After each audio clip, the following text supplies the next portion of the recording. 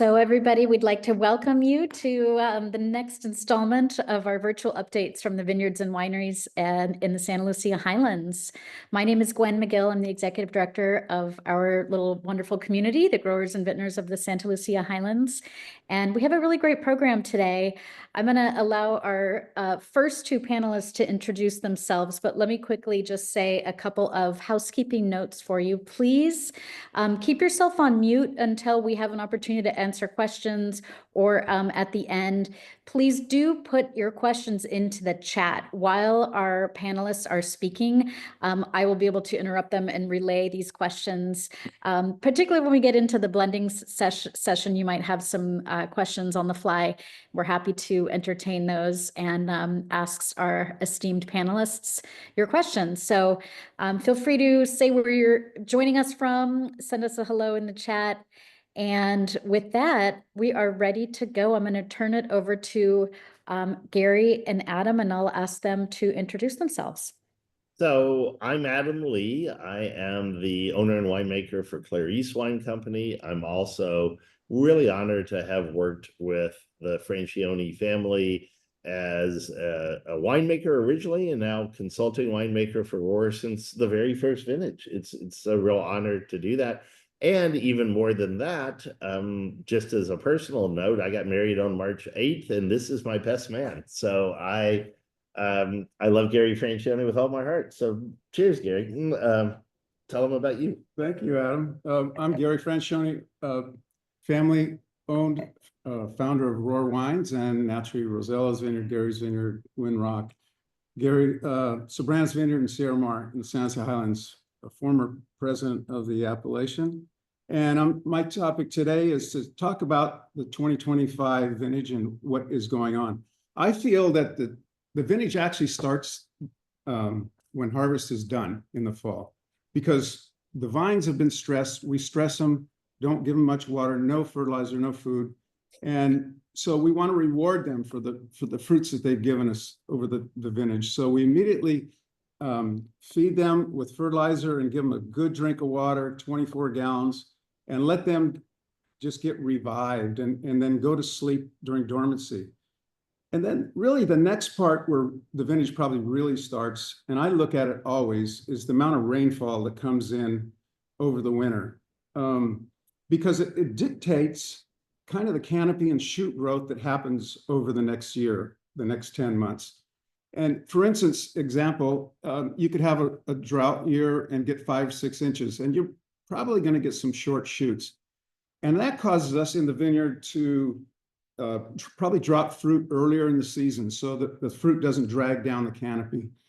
Whereas on the backside end of it, the other flip side is that if you get a kind of a wet year of 20 inches or something, you're going to have a very vigorous growing season. And therefore, we're going to leave the fruit on the vine longer, probably into veraison, and then drop, so we can try and maintain that canopy growth just by managing it, because we are deficit irrigating to begin with. To give you a little background, Russian River, Oregon will get 50, 55 inches a year in rainwater. Santa Rita Hills will get 22 inches. But in the Santa Lucia Highlands, we average 12 to 14 inches of water per year. We had a period of drought like much of California from 2012 to 2018, where we only had about 5 inches of rain. We had a couple rainfall events in there that went 20 and 22 inches. But this year, currently, we are at 8 inches for the 25 vintage. And what I really look at is not sometimes the total amount of rain, but the timing of the rain. And so in December, we had 2.5 inches, and nothing, from November to February 1, we had 2.5 inches. So it was very, very dry. And so we try and keep that water basin filled underneath the vine. And so we gave it 2 different shots of 24 gallon per vine irrigations. Now, there's nothing like rainfall, because rainfall drives the salts across the whole vineyard floor into the ground. And what that does is the salts tie up the nutrients that can get to the roots throughout the growing season. So you want those salts washed out. And we didn't get that. But as I said, in the timing of this winter was great because February and March, we had 6 inches. So we had 75% of our rain then. And that helped somewhat drive salts down, helped fill water basins. And it just, the grasses are green, the hills are green. And that's really important. It feels like spring. So we got back to normal. We had a really dry period, November through February 1. But February, March, we got back on normal and it feels like spring again, which is really exciting. It also kind of reduces the chance, because imagine if it didn't rain February, March, the hills would be dry and brown. And then all of a sudden now more risk for fires in all of California. So it was really beneficial, the timing of rainfall this winter, I feel, even though we had a lower amount. As of now, though, bud break, we normally March 5th to 10th. We came out March 25th, but we're really not 2-3 weeks behind. We're really about a week behind because these grapevines are really strong and they continue to grow through even cooler weather. And we have had a kind of a cool spring. With that, I feel with the history of Santa Lucia Highlands and the fog and the wind coming here in the spring and summer, I think we're going to have a really consistent growing season. We do every year. I always say 9 out of 10 vintages or 19 out of 20 vintages. We're very consistent because of where we sit next to that Monterey Bay. And I feel confident that we're going to have another wonderful growing season. So I had a chance this morning to get out and walk around Rosella's and look at different sections. And, you know, I'm an anxious guy. I look at things and I'm like, how many clusters per shoot are there? And trying to get an early estimate. And at the Pomard clone section that I get, the shoots are actually out decently enough, far enough that I was able to look at it and say, okay, there are some 2 cluster per shoots and some 1 cluster. And they've already done a pass out there. They've gone through and they've removed doubles, and doubles are where you have 2 shoots coming out of 1 position. And one of those inevitably is going to be weaker than the other. The wind will blow it, it'll break it, and you don't get a choice. So they go through and make a very important pass to choose which shoots are remaining on there. So I'm going through and looking at how many clusters there are and trying to guess and trying to count. And it's way too early, probably. The weather could be this or that, but we all like to do this. I mean, I'm sorry, you get ahead of yourself and like try to guess. But then I went down to the Pizzoni selection, the clone that you have down lower, and the shoots are less far out. They just haven't gone. And then some of them, maybe you could guess, but others, it's like maybe there's another cluster still coming up. I think it's fascinating to see this early stage. And if you think about it with children, I remember with my own kids, one kid walked sooner than the other. One kid spoke sooner than the other. It didn't matter. They all ended up catching up to some extent around 5 or 6. They're all kind of the same. Right now, we're at that still 1 or 2 year old. One of them is behind the other, but they'll end up catching up eventually. Well, it's exciting to see those little clusters that sure they have to flower and they have to set and go through all the process, but it's important to see them. Oh yeah. And we do cluster counts probably here in another month, pre-flowering, and then after naturally post-set. But still, that gives you the hope and excitement. Here comes our little grapes. And we just finished, as you said, pulling doubles this week. And next week, we're going to be starting to lift wires. So the season has begun because, as you all know, if there's 100 things to do in the vineyard, you just do them one step at a time. Yeah, it was a beautiful morning today. Honestly, the sun was up. It was there's nothing like looking at the vineyard at sunrise and seeing these little clusters, these small shoots, and you just get excited for what's happening. I'm ready for 25. There you go. All right.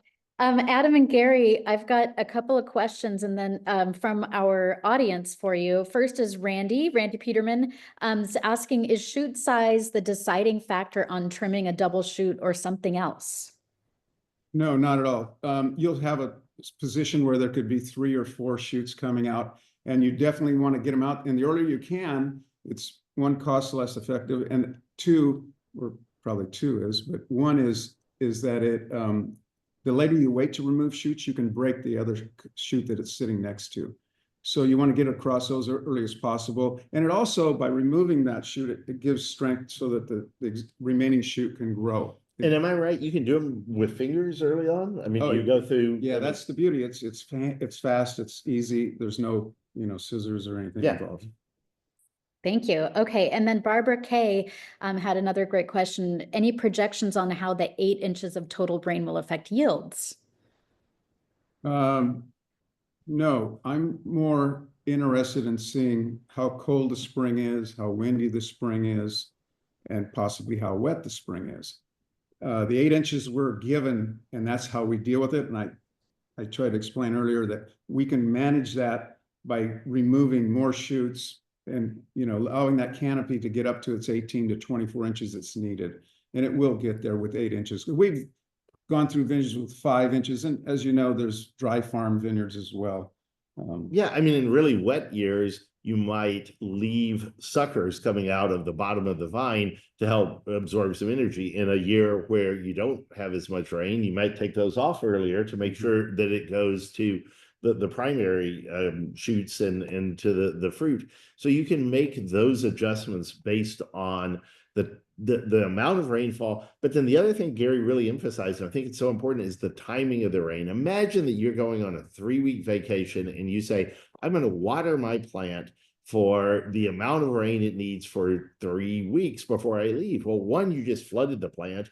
And then at the end, that doesn't have enough water to make it. I'd rather get the water, I think, later in the season, like we got this year, even if it's not the normal quote unquote amount, than not have. I'd rather do that than have the right amount. But I remember one year we had it all before like January 1. I mean, we had if you just look at the numbers, it was a good number, but it wasn't the right amount. Just shut down. Yeah. Okay, 2 quick more questions. One from John Peterson. How do you decide which shoot to remove? Well, there can be a shoot standing straight up or shooting off to the side. So you definitely want to take the shoot off to the side. If one's on a spur, you could have 2 going off. You always want to take the higher shoot off if they're equal in diameter. So it's kind of an The art. lower one will be stronger, maybe? Yeah, and it's closer to the base. Okay. Yeah. Yeah. And cordon. Okay. Okay, and then Gary, I'm hoping that you could give us just a little quick, like, what's next? What kind of activities happening in the vineyard in addition to the shoot thinning? What are you going to be seeing? What are your crews going to be working on over the next couple of months? Well, next week we start our lifting wires, and they'll grow anywhere from 4 to 5 inches a week. So we'll continually do that every other week. Any suckers that come out, we remove those. We don't want greenness or, in our flavors. So you want to get rid of those suckers. And they'll come out of the base right at the ground. We got to knock those off. And then we'll start separating shoots. We have different cross arms that we go through and train every shoot to go one way and the other shoot the other way. So it gives us a bigger open canopy. It's just, we pass through, I've said it 100 times and I still will, every 12 days we pass through every vine. And there's always something to do in the vineyard. And what dictates what we do is the weather. And that's what I love. We live in the vineyard and I wake up, and if it's a cold period of 3 or 5 days, things will slow down a little bit, but then you got to get ready because those vines are just ready to burst when it hits, 75 degrees. And then all of a sudden now you got to play catch up, and, a lot of handwork, just a lot of handwork. Good. Okay.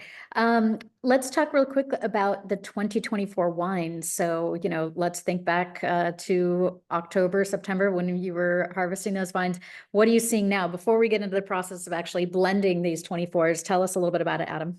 So 2024 was a year that was a really fascinating year. I think it was a very, very good year, but it was a year where you had periods of somewhat warmer weather.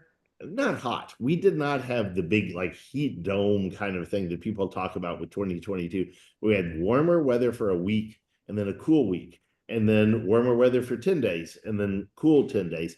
It was an on again, off again kind of wine. One of the things that I think is fascinating, and we've just been blending a bunch of ROAR wines. I did some of my Clarice wines a couple of weeks ago, is the wines for a year that came in somewhat early, not terribly early, but somewhat early, seem like they are developing a little slower and just recently have started turning a corner. While 2023, which was a year that was later, just showed great all along. And it's a fascinating thing to, it's kind of like weather. Like Gary was saying, we're at the mercy of Mother Nature in some ways. With the wines, they're going to develop the way they're going to develop. And we have turned around today and spent some time doing some, I think, some incredible blending with things. But at least in talking with Scott and Nick, who you will meet in just a few minutes, if we did this 3 weeks ago, the wines weren't as developed as they are now. And they really just have taken that jump from young wines or almost grape juice wines to real wines. And so we're working on that, working on certain things and coming up with blends that are going to work. But really right now, that's what it is. It's a process of tasting, analysis, looking at how things are developing, and being willing to question yourself always, like, is this the best blend? Can we do better? What's going to change, and make a decision. But it is always frustrating also, because at some point here in California, we have to order the amount of bottles we're going to bottle. We got to order the amount of labels, and some of these things take 2, 3, 4 months before you get them in. So we have to make decisions now, at least close enough to make those purchase, I mean, really truly purchase orders, and going forward from there. Are you having any concerns or challenges with the potential tariffs on some of these decisions in terms of closures, glass, capsules, whatever you might be buying from overseas? Yeah, that's been a little roller coaster there. Our barrels were $1,350, and with the tariff would have gone to like $1,550. And then last week we got a note from all our barrel producers saying there's not going to be tariffs for the next 90 days. Your barrels will be in. So now we're back down to the $1,350 a barrel for New Oak, and it's just been a ride. Yeah, it has been. I mean, I agree with you. It's this up and down, and not necessarily knowing exactly where we are. I think we are going to make it through this year with, if anything, a minor increase. Not, but it will be a little bit of something. It won't be an issue. The hardest thing actually was going back to 2020, 2021, where we had supply chain issues, and that was a question if we got stuff, you have to pay more for glass. Golly, that sucks. You don't have glass? Ugh, now that's horrible. I mean, so we feel like we've got the stuff coming in. There might be a slight increase in our costs, but I do think we're going to be okay. I guess, Gary, for you in the vineyards and stuff, are there stakes? Are there other things that come in that are affected? We're planning a new vineyard, and we ordered everything and received everything in the fall, so we were safe that way. But our barrels are on the water. They're going to be in here in a couple of weeks, but they're on the water, and all these things affect everybody. Yep. Okay. Mark, you put another question in there. I'm going to save this one for a little bit later when we get further into this kind of blending discussion. But for now, we're going to turn it over. Gary, thank you very much. I understand you've got to roll. We're going to stay, though. You get to stay. We're going to turn the camera around. Nick and Scott are going to join us, and or maybe not turn around the camera. Anyway. We got all right. We're going to let Nick take it over, and he's going to walk us through what has been happening at the winery the last few days. Yeah, so far so good. We got a great master class from the farming legend himself, and one of the California's greatest winemakers, sharing some insights. And we're here to talk more about the blending and get into some of the ROAR insights as well. And I put together this fun little presentation, as we like to get educational here. Let me. So you don't have to look at us the whole time. Yeah. So here we go. We can see my screen, all right? Yep. All right, so there we are. There's the team, the blending team. So I'm going to just share kind of all of the things that lead up to the point of when we get the wine into barrel, because there's a lot of key things, a lot of things that make us unique and help us make great wines. And the first thing is night harvest, which is what we have here. So we're traditionally picking our grapes from about 9 or 10 p.m. until 7 or 8 a.m. So all the way throughout the night.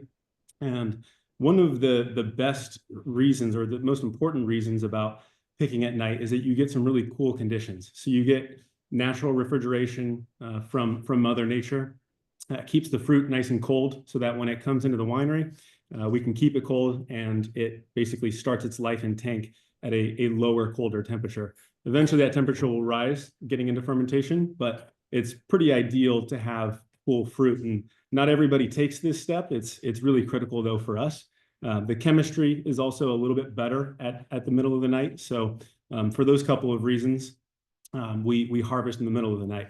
So Gary and Adam spend the entire night with about a crew of 40 men and women who harvest throughout it. And then eventually we get it to our beautiful winery in Castroville, just outside of Monterey.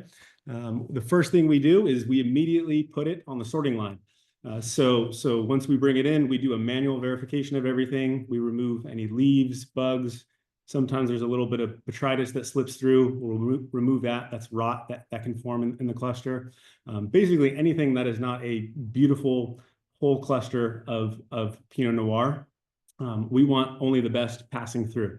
So we do this process. It's quite painstaking. It's maybe the least favorite task for many of us. It's not exactly backbreaking, but it definitely puts some strain on the whole body in a way you would not expect. Well, and we also look hard for some of that other stuff, that mog, because there's not a lot of it, but we want to get every last bit out. Mm-hmm. So once it goes through our manual check, we put it through a distemmer, this mechanical piece of equipment, which does a very fine job. You can see there's basically no stems, just mostly whole berries or slightly macerated berries at the end of it. So we get just a really high quality product once it goes through that process. From here, it goes directly into the tanks. So for ROAR, we typically are fermenting in these 5 to 6 ton fermenting tanks. So it has a really good capacity. They're thermally regulated, so they're jacketed, and we can control the temperature so that it doesn't get too hot. We can also keep them really cold as when it comes in. I mentioned the grapes are typically pretty cold coming in. So we can regulate the temperature really well with these tanks. Take a look at the tank size too, not just the volume, but they're 4 to 4.5 feet, maybe 5 feet tall, but 8.5 feet wide. And that gives you a large amount of skins to the amount of juice, which helps you with the concentration. Mm-hmm. Yeah, you lose a lot of space with these kind of tanks, which is not ideal. And these tanks are really only useful for fermentation and then a little bit at the end of the process for bottling. So they take up a lot of space, but they are a key function in making the type of wine that we go for. So for fermentation, typically they'll spend up to 4 weeks in total time in tank, usually 21 days or so of actual fermentation, maybe a bit less than that. 2 weeks maybe is kind of more likely, but in total, it's going to spend about 4 weeks there. So Nick and Scott, somebody was asking about ROAR doing whole clusters. Is it anything y'all play with at all? I mean, not much. We don't do a lot. We've tended to like our wines with, I mean, I like wines with whole cluster, but we've tended to like our wines with whole berry. We've played with it some, but what I'm always waiting for is really nice brown stems. If I see those, I'm going to jump on something. If they're getting a little bit brown, maybe I'll do an experiment with it. But generally, we've thought that it pushed our flavor profile in a different direction. As much as I love it in many other people's wines, you use a lot of whole cluster, and I think it works fantastically. So it's never something we say never, but committing to a full 5-ton tank in certain years doesn't make sense. We have had some years early on when I was making the wines in 13 and 14. In 13, it was a good year with great ripe stems, and we did use a bunch in tanks, and it worked well. In 14, it was kind of a really strange harvest where it was like a short growing season, and they didn't have enough time to mature. So I was very worried about using stems. And really, ever since then, it's more just been playing here and there when it might have worked. You know, one of my favorite stories, a little bit, I won't get too geeky on this, but in Burgundy, 2 of the greatest producers in the world are Domaine Dujac and then Henri Jaillet. And Dujac is like 100% whole cluster, almost all the time. They felt like that was the way to make it. And at Dujac, Jacques Seyss was like, I mean, he loved them at Dujac, and then Henri Jaillet was like, they're horrible. They taste green. They taste vegetable. I don't do it at all. and yet they both made amazing wine. So it's almost a stylistic kind of Yeah. choice. Do it like, whatever you do it like you mean it. And Yeah, go for it. That's what we have with ROAR. They're two slightly contrasting styles. Adam uses a ton of stems, and we pretty much veer away from it for the most part. And both are great wines, and appreciated in different lights.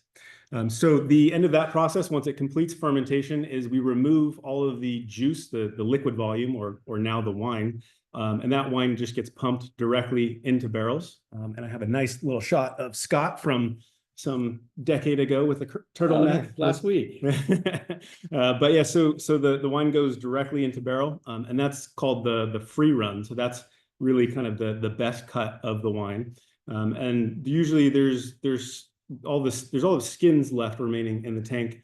All of those skins eventually get pressed, and so you get a little bit more wine from that. So you'll sometimes hear people talk about press wine, and depending on the varietal, it can be good or just okay. In the case of Pinot, it's typically more in the okay. It's not quite as great. There is some press cuts that can be really good, but it just really depends, and sometimes it's a year-to-year thing.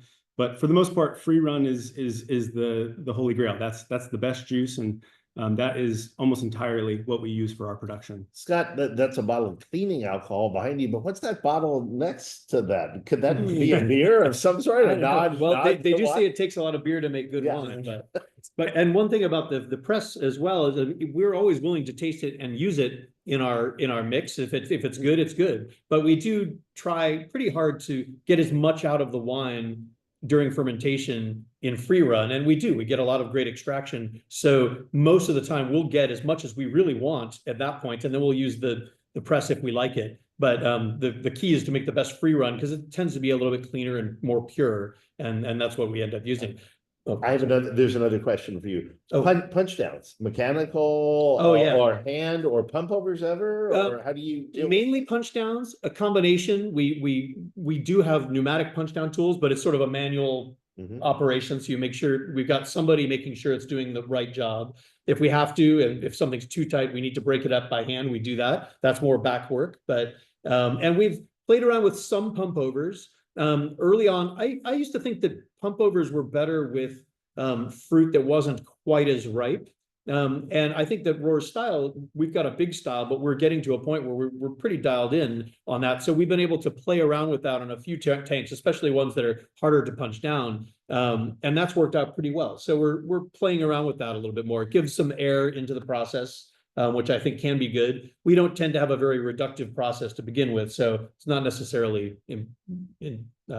significant to do it all the time, but we do play around with it. But so now that we've gotten things in barrel, this is where it all gets more complicated, as you can see from this little chart. So we were talking about picking from the vineyards. We have several vineyards, and we ferment different lots from each of those vineyards. So one day we'll pick one block, one day we'll pick another. In this example, we pick the 667 clone on one day, we process it, put it in the tank, ferment it by itself. So that whole time it's one creature. Then we put it into barrels, and we'll use a percentage of new oak, say the top line here, and a percentage of used oak, the next line down. Each of those barrels kind of becomes its own microcosm, because you've got the same wine going into it, but each of them has different characters to the new oak, which we'll talk about in a second, and also the fact that there's new oak versus once used oak. And you go through a secondary fermentation in barrel called malolactic fermentation, which is bacteria converting malic acid into lactic acid, which really brings it from a green apple-y tartness to a creamy quality, which is kind of what you look for in most red wines, almost all red wines, I think, and a lot of white wines like Chardonnay.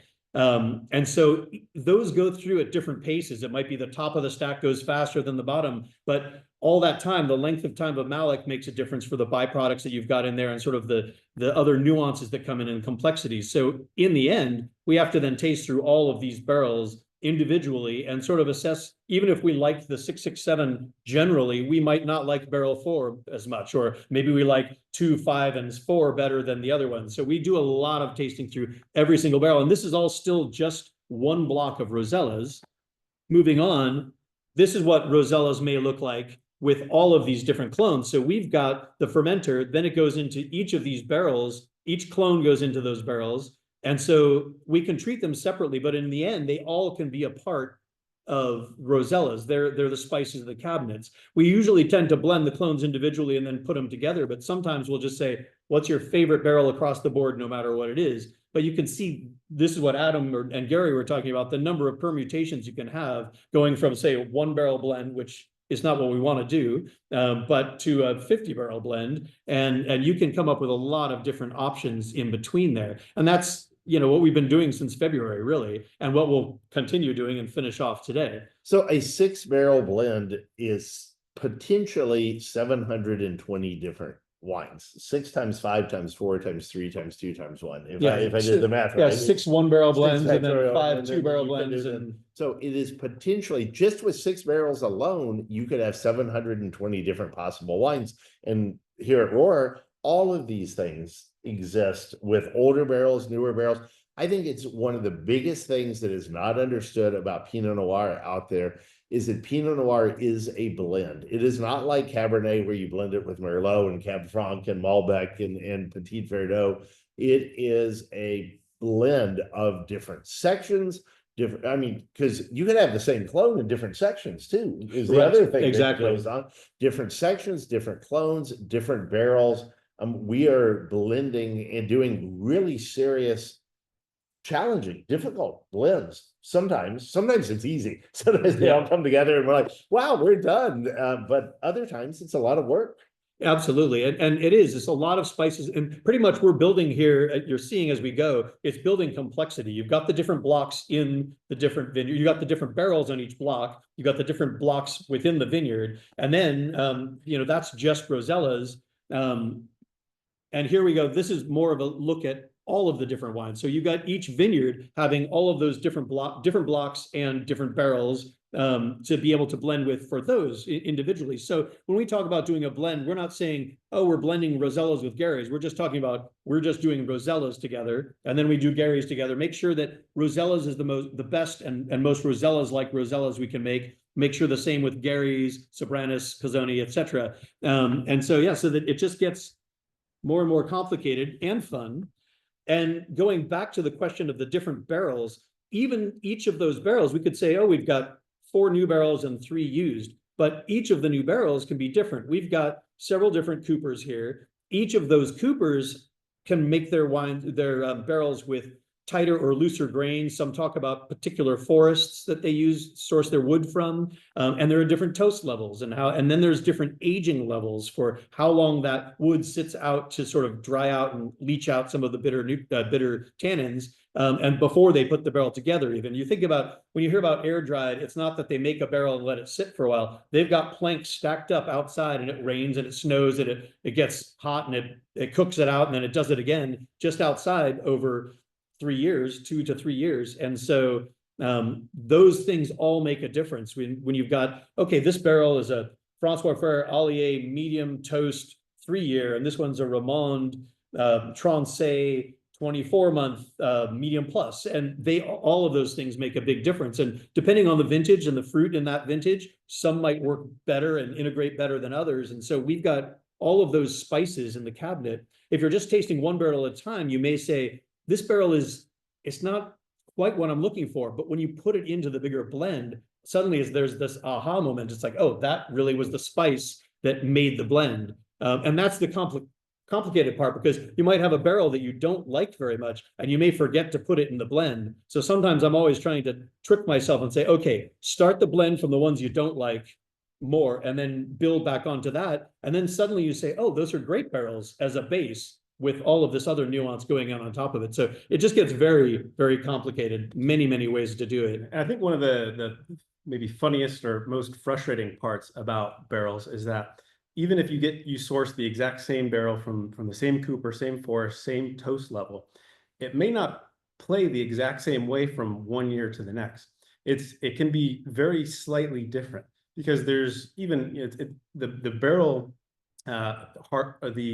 the oak harvesting process has a lot of similarities to the way that wine grows and gets harvested and gets processed, and there's natural variability with that product, and so it's not going to be the exact same every single year. So when you think you know exactly what to expect when we're putting the freshly fermented wine into barrel, you may say, okay, this was the best barrel that works every single time with this clone on this vineyard. And this year it may just not work. It as much as you can gain a history and of course that's not every time. You have a lot of educated guesses with this, and there's a lot of history that we've built into knowing what works and what doesn't work. But there are no guarantees when it comes to cooperage and barrels.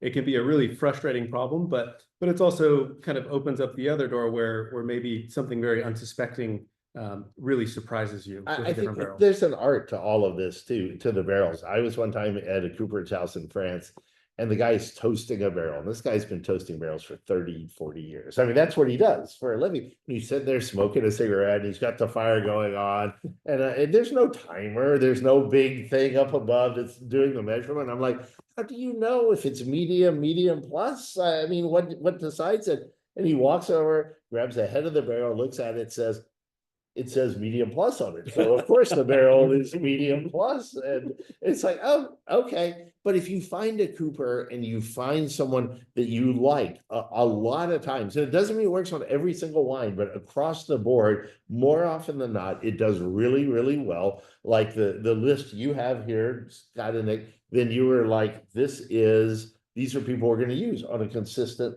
basis. Yeah, and I do like to switch every so often. I like to try some new barrels, because we could rest on our laurels and say these barrels are great, we love them, but if anything changed, we wouldn't know if there was something great out there. So I'll try a couple barrels, and I don't like to just try them one vintage, because each vintage, on top of the barrel variability, each vintage you can have a year that, oh, we're a little bit jammier fruit, or it's a little bit more austere, and that may change how it plays into it. So if the first year the barrel doesn't work, it may very well work the next year. So I like to give it at least a couple of years of trials to say, okay, I hate this barrel, get it out of here, or I love this barrel, let's up the amount there. And it is the variability. We're not making Coca-Cola, so everything we do is natural. From the barrel, that's a natural product, manipulated but natural. Likewise, the grapes. And even the corks, you got to watch those as well, because they're not synthetic things. Cool. So let's kind of just wrap it up, and Adam, tell us about what exactly it is we're doing when we're going through this process. Yeah, we're going to lead you in just a minute through a quick blend. It is a simplified version. We've kind of narrowed it down a little bit, and we'll give you an idea of how complex it can be when you have a chance to look at something.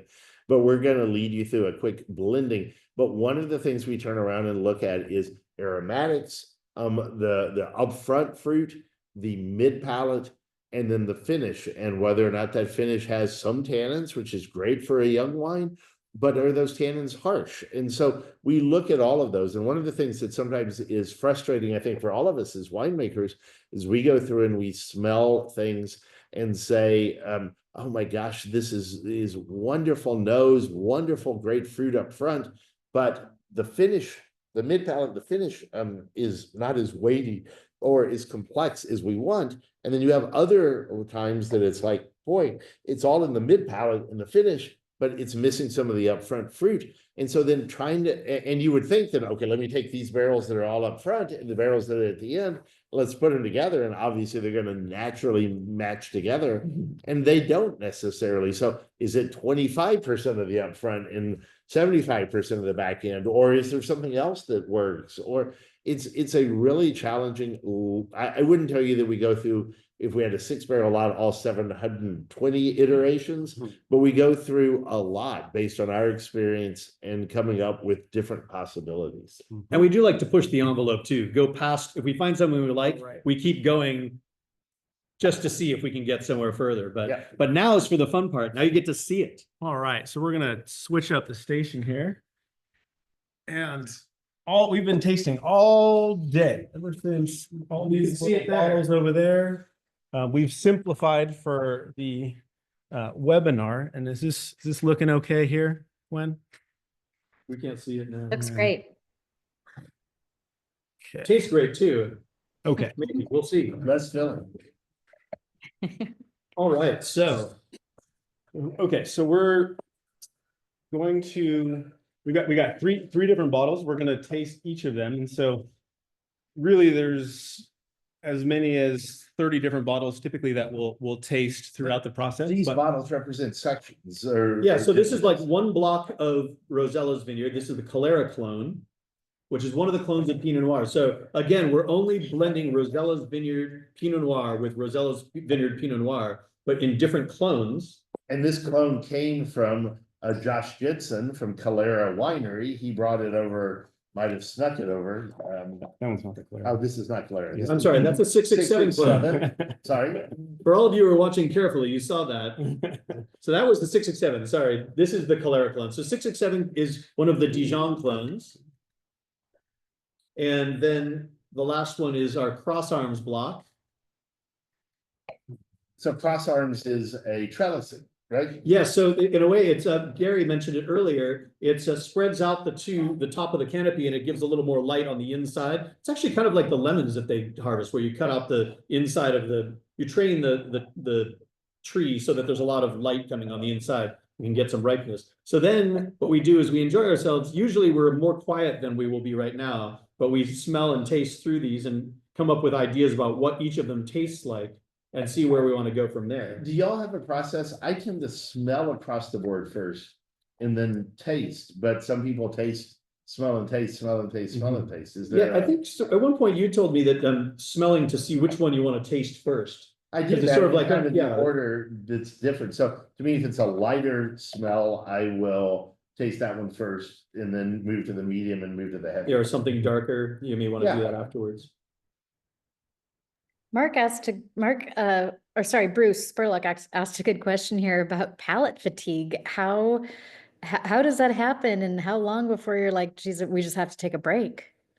It depends. We probably won't be able to blend too much more after this session, but sometimes you can refresh your palate with something brighter. Something like sparkling does a pretty good job. Sparkling water helps too, but sparkling wine seems to be Sure. nicer, but and it works out pretty well. And we do take breaks sometimes and that will help.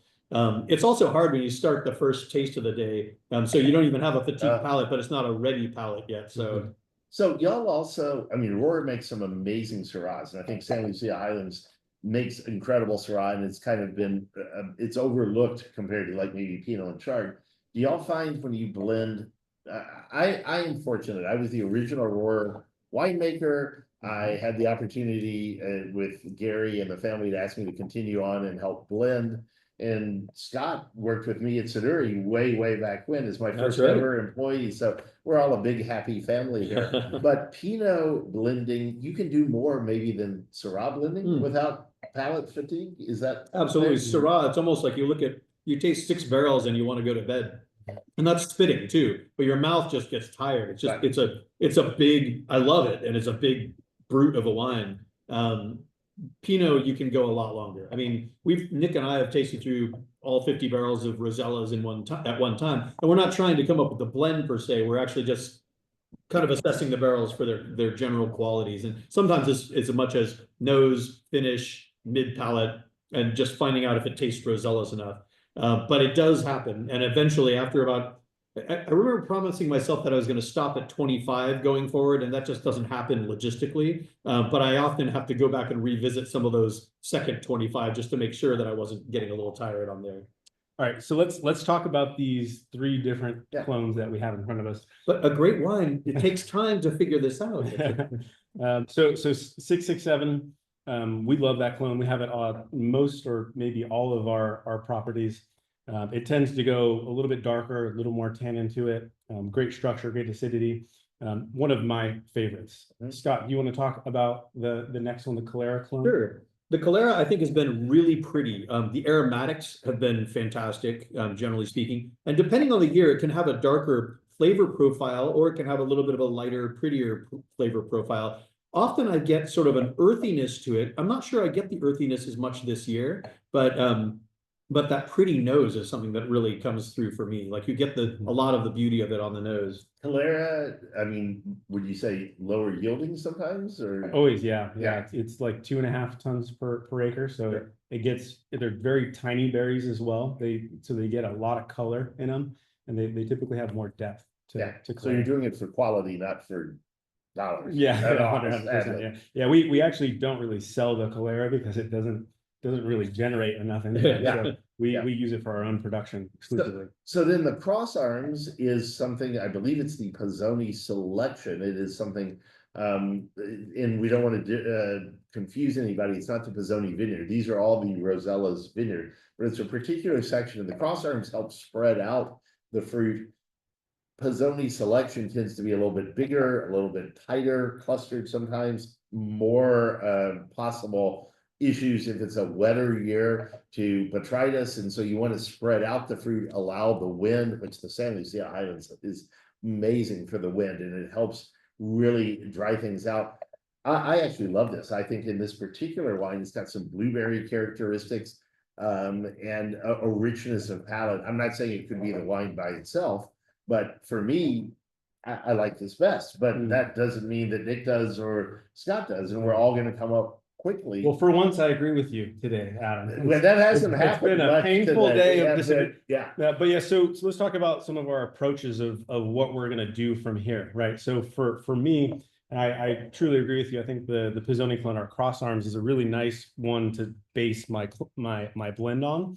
So what I'll do is I'm gonna take 50% of the Pizzoni clone, and then I also love the 667. I think there's just broad, more acidity to it. So 30% of the 667, and then I'm going to finish it off with another 20% of the Calera for my selection. Okay. Yeah, and I agree with the nose is really nice about the Calera. On the palate, I'm not as crazy about it, but hopefully the rest of it fixes that, and the aromas are more lifted from Calera. Scott, what do you do? Well, I was thinking along those same lines in some ways, but I'm going to try it from another perspective. And this is what I do with Nick a lot of the time. When we're making blends in the cellar, sometimes when I know what Nick is doing, I'll just go a different direction just so we can taste those options. Because otherwise we may never head down that path to rule that out. So I'm actually going to start with the Calera because of that nose and add smaller portions of each of the other two. So I think I'm going to go with the full portion of the Calera, and then half each of the other two. So it'll be like 50% of the cross arms and the 667 and 50% of the Calera together. We'll see where it goes. I'm not sure that that's what I think is going to be right, but I like to push the envelope so we have something else to taste at the table. And then Adam Lee is going to come up with magic. Now, I'm going to come up with something really silly because, well, why not? I am going to ignore one clone entirely. I am not going to work with the Calera clone. I'm sorry, the 667. I'm going to work with Calera at about 40% of the blend and 60% of the blend where that mid palate where Nick and I agreed for the cross arms and the Pizzoni selection. So all right, so what we do is we got these little graduated cylinders and we fill them up according to those different versions. We mix it all together, and then we're gonna share them around and give them a taste. So give us a quick moment. This is where the high math comes in, which is hard when you've been tasting and blending all day. Sometimes the measurements get a little sloppier, but we try to be good about it. And it's hard to talk and pour at the same time, but somehow I managed to do it that time. there you go. While you're mathing and pouring, Vicky, nice to have you on here, Vicky. Vicky had a good comment here. She's sort of asking and saying, is it safe to say that everyone's palate is different and there might be many disagreements when it comes to tasting notes? Absolutely. And part of the thing is trying to figure out what someone else's tasting note means. You're going to be S, by the way, and you're going to be H. Okay. So we have SLH. Sorry. Okay. We're just labeling for marketing. But anyway, sorry. So sometimes I might say green, but it means something more herbal or something to Adam. And so we come up with we kind of come to try to get to a similar language, because someone might say, this is a little bit tight to me. And someone else might say, okay, I think you mean it's tannic or that type of thing. So the language can be different, but also there are sometimes like somebody might say, gosh, I get no aromatics on this wine. And somebody else might say, well, I think it's got this great sort of herbal nose to it. So each person's palate and even their chemistry in a given day is going to make a difference. And then there's also personal taste. Sometimes people just don't like a certain style and they don't like a certain flavor, and they can't get past it, and somebody else can't get past theirs. And so really what we look for, it may not be someone's favorite wine, but we want it to be a great wine from Rosellas that tastes like Rosellas and expresses both Santa Lucia Highlands and Rosellas. And when it comes to tasting notes, people often have different descriptors, mainly because we have different relation to different foods throughout our life, different experiences, different exposure to whether it's meats or fruits or grandma's pecan pie. There's many different things that come up through our life, and oftentimes you typically relate to the experience and the history that you have with different foods. Yeah. So the other thing is here, we'll just do a little display here. Can you put yours up here for a second? On the other far side. Okay. Pull that out there. So there we go. SLH. That's wrong. Is it? It's backwards, but that's okay. See, this is the problem with the math. Okay, so that's officially an SLH wine. Okay. So now that we have completed our blending, I'm going to go ahead and pass this around. We're all going to pour into our different glasses. Scott, you may need to empty your different glasses. I know, I do. It's hard to say goodbye to some good blends. Some good. And honestly, when we do this with everyone, we double blind it so that we don't know whose is whose. So we're going through, and you don't have a preconceived notion that mine's better, or sometimes I just took a flying leap. I went crazy, and you don't know that. No one knows that, and sometimes it works, sometimes it doesn't. But so we got 3 different blends in front of us. Normally would be completely blind. And honestly, I kind of forgot what we've done already, so I got mine written down. It is important to blind because you do get preconceived notions. I try to be unbiased, but sometimes it's like you just know that one has that weird barrel that you didn't like and you don't want to like it. When it's blind, suddenly you love that blend. So it's important to do at least at the end of the process and make sure that you're checking yourself. So now we go through and do the tasting and smelling and analysis. Yes, I hope all of you are drinking something as well, because it's kind of unfair if we're doing it all, but.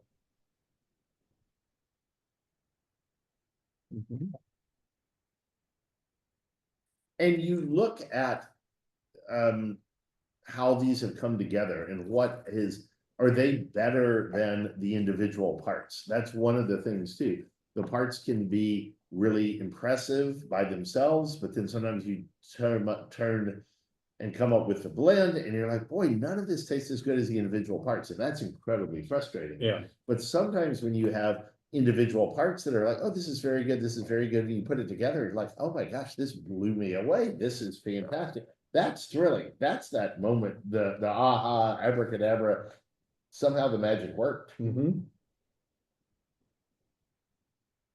And you see how they're spitting their wines. It's 4:55. I'm just drinking. Nick, 2 quick questions here. Carolyn's asking about the clones that Rosellas is planted to in terms of, does one dominate? Is it a even mix? Yeah, it depends on the vineyard, really. There's different amounts in different places, and Rosellas is pretty well spread out as far as different clones that we have. So we use a decent amount of the 667 clone, the Pizzoni clone. There's Pomard clone, the 23, which is a little bit of a different one. It's kind of like a darker, more tannic, maybe a little bit less common. And so those are some of the main ones that we use. And the Calera, of course, which is actually a newer one at Rosellas for us. So only the 2nd year for that one. But they're pretty well diversified, and typically, since we've had 30 years or so of wine growing there, we've kind of learned what works best, and we've regrafted on certain clones that haven't performed so well. It's one of those things where you don't really know until you try it and make it and taste it. And in the wine game, it takes a long time to do a study and sample. So we've kind of owned in on these specific clones, which seem to work well for Rosellas. Scott, you going back and sneaking more wine? Well, I mean, this is where you start to taste things and you start to wonder, what could this blend use? If I like this blend, but doesn't have quite what I'm looking for, what do I want to add to it? So in this case, what I was just doing was, we haven't revealed what we like, but I was looking at H, which was Adam's blend. And since it wasn't completely blind, we would have discussed what was in it. But I was thinking, well, maybe a little bit of the 667 clone would do well in there. Just a little bit of the fruitiness that's in there, because I do like the bigness of it, of the cross arms and the Calera, and I like the perfume quality. So those are two things that I think we got from those. And there's fruit, but I feel like it's a little bit more big, maybe a little bit of the higher tone fruit, the little fresh fruit of the 667. And 667 can be dark, but it's got a lush quality to it that might work. So what do you guys Okay. think? Yeah, so do you want to do numbers or just talk about them, or what do you want to do? Well, so I rated things just the way I do it on a scale of A to F, and I put down certain number or grades based on that, and it gives you certain things. But then we normally go through and say, all right, Nick, put them in order, 1, 2, 3, Yeah. 3, 1, 2. You wanna do it? Same thing with Scott. Sure. Yeah, Go sure. ahead. So I went 2, 3, 1. I did the same. Well, I did not. I went 3, 1, 2. Okay, so because you've done something so different, why did you like L? For me, L had a sucrosity. It was a sense of sweetness to it without being sweet. It had great sweet fruit to it, some red fruit. To me, Rosella is a little further north, closer to the ocean, always has some of that red fruit. I just loved the overall character to it. I do think what you did, Scott, maybe playing with a little bit in C is probably something that we might do eventually, because I did not find that C was a problem. I just think there could be an addition to it.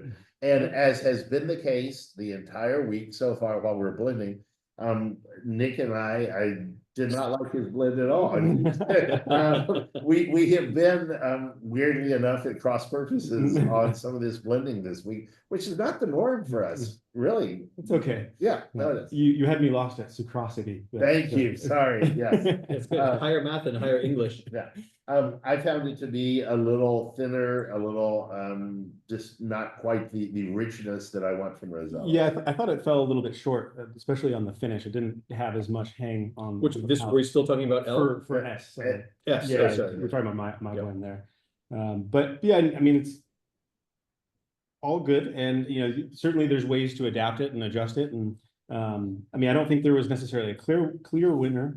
Maybe Adams by the numbers at least. So we'll take these numbers, we'll add them up, and we'll typically say that lowest number, kind of the highest ranking, typically is what is the leading wine, and so we'll try to adapt from there. Hey, I'm still employed as a consultant. Thank you guys. I appreciate that. We've been doing this all year. So Uh-huh.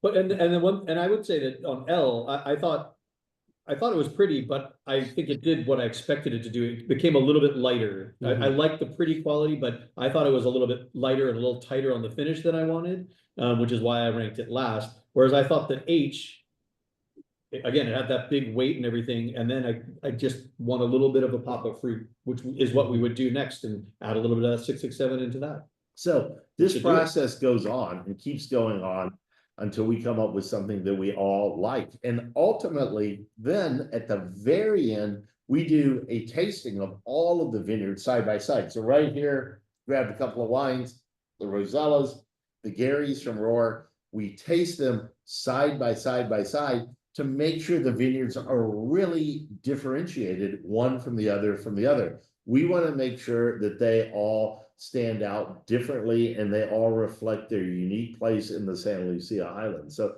this is a long process. I've been here this week. I will be back at the end of next week, and we are working hard on making wine and blending the best wine we can.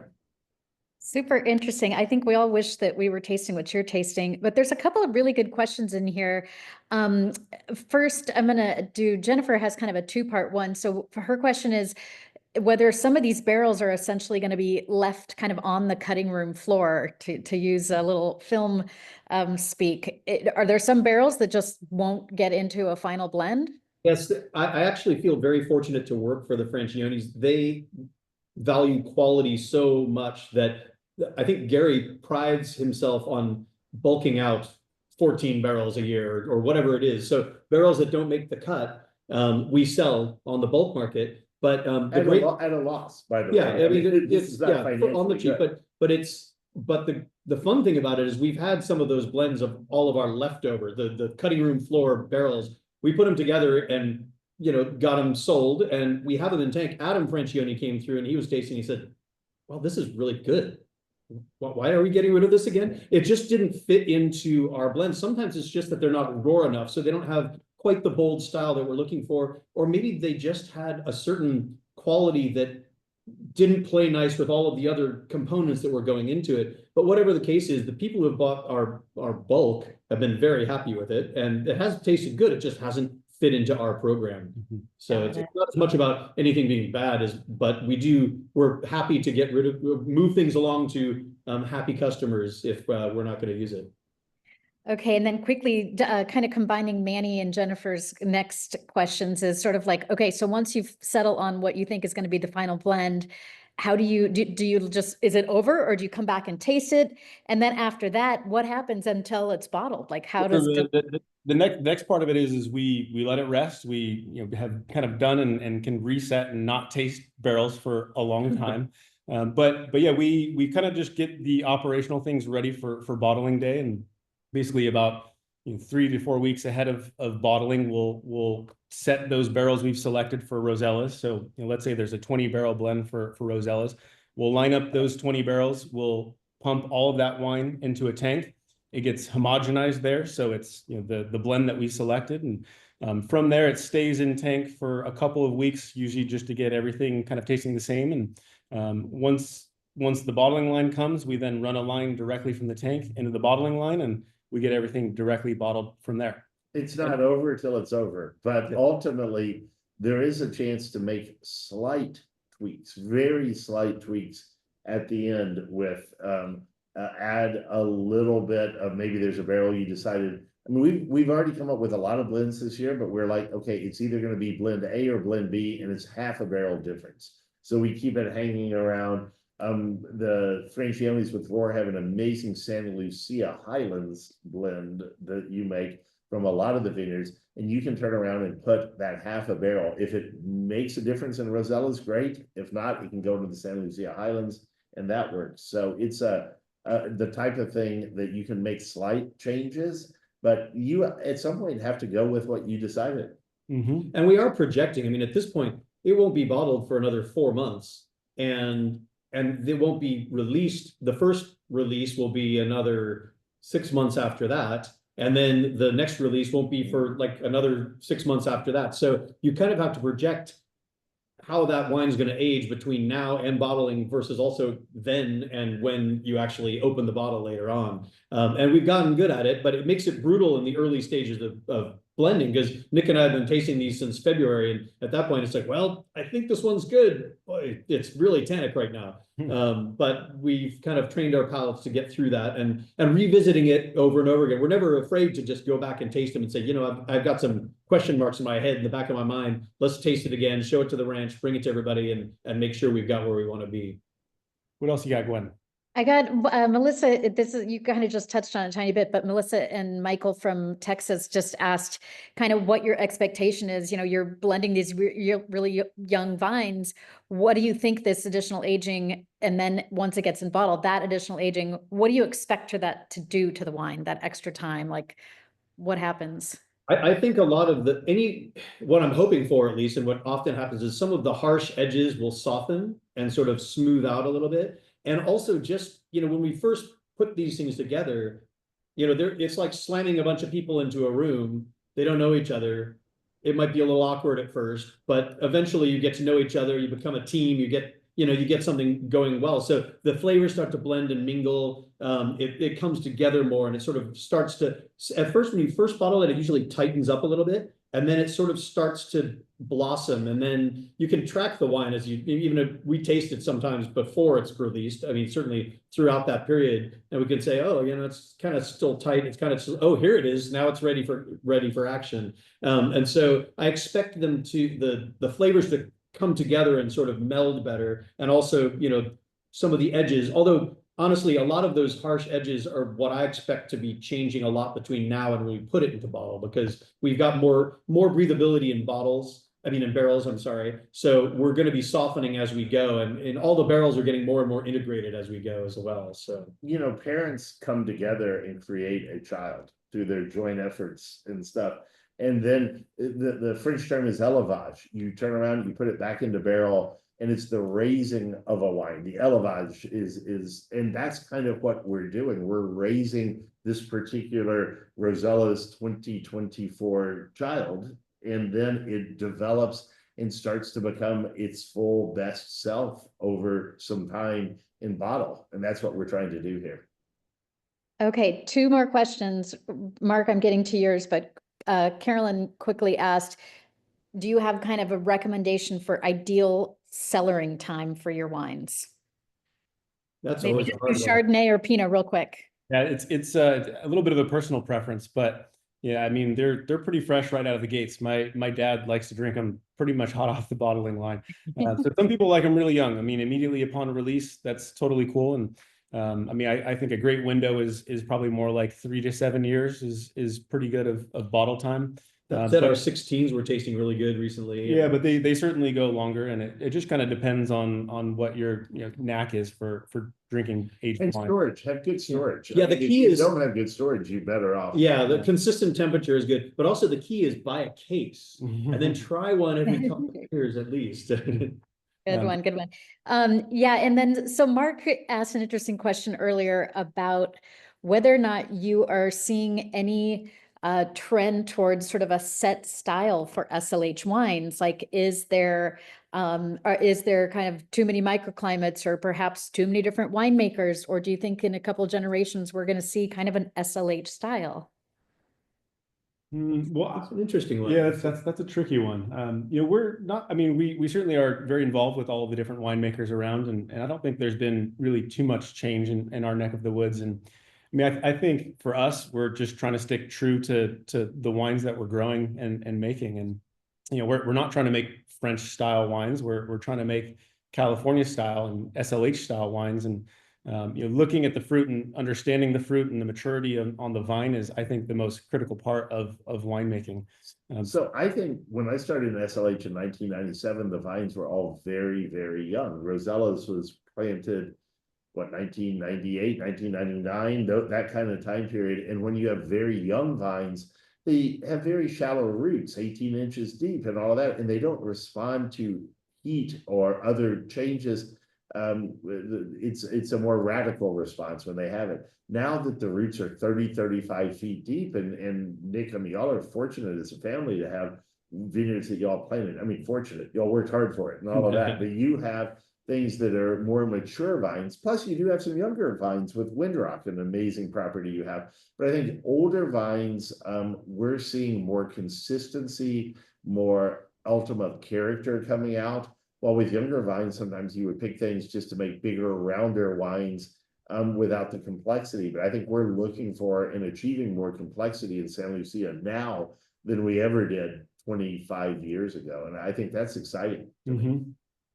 And it is, there are a lot of different winemakers making wines, and they have very different styles. So as much as wine is made in the vineyard, as they say, there's a lot that is done, even as with quote unquote non-interventionalist winemaking in the cellar. Just your picking decision makes a huge difference. And then just nuances of timing and how long you keep it on the skins, how long you keep it in the barrels, what barrels you're using, what you do when it's in the barrel. Both for Chards and Pinots, it can make a big difference. And some people like stainless steel, some people like oak, some like neutral oak. And I think every little one of those, just as with the spices we have that we're working with only in ROAR, you can amplify that by tenfold just by other stylistic opportunities that people use. So I think that there is a common thread through SLH wines in many ways, but it can be very different if you pick it a lot riper or a lot less ripe. And then a lot of the stylistic winemaking techniques that people use can make a huge difference too. So I'm not sure if that completely answers the question, but It was a great question. Yeah. Good question. Let's see. Carolyn wants to know when we're going to see some wines from Windrock Vineyard. The best kept secret. We like to wait on our vineyards when we first pick from them. So yeah, we haven't decided on that yet, and It's not going to happen in 2024, I'm pretty sure. We will see when it seems ready, and we'll be ready to present it. They're very young vines, so we like to let them come into their own a little bit so we know what we're looking at. So we don't make up one vintage and then the next year it's totally evolved into a different creature. So I'll never do that. It's